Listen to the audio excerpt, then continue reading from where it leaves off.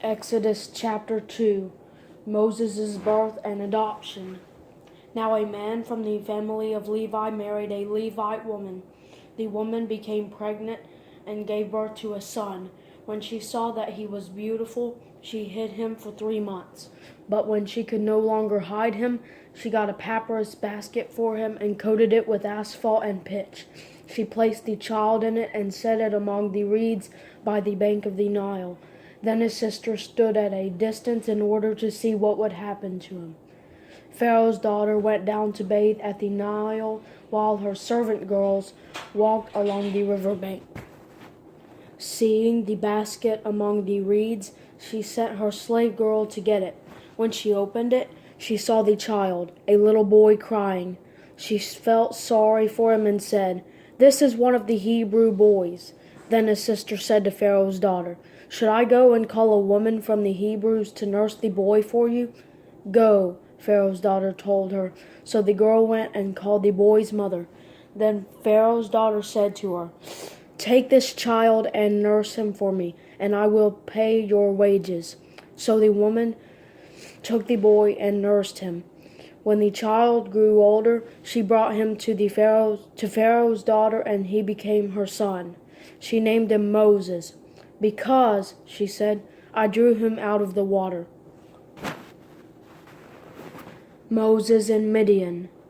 Years later, after Moses had grown up, he went out to own his people and observe their forced labor. He saw an Egyptian beating a Hebrew, one of his people. Looking all around and seeing no one, he struck the Egyptian dead and hid him in the sand. The next day he went out and saw 2 Hebrews fighting. He asked the one in the wrong, "Why are you attacking your neighbor? Who made you a leader and judge over us?" The man replied, "Are you planning to kill me as you killed the Egyptian?" Then Moses became afraid and thought, "What I did is certainly known." When Pharaoh heard about this, he tried to kill Moses. But Moses fled from Pharaoh and went to live in the land of Midian and sat down by a well. Now the priest of Midian had 7 daughters. They came to draw water and filled the troughs to water their father's flock.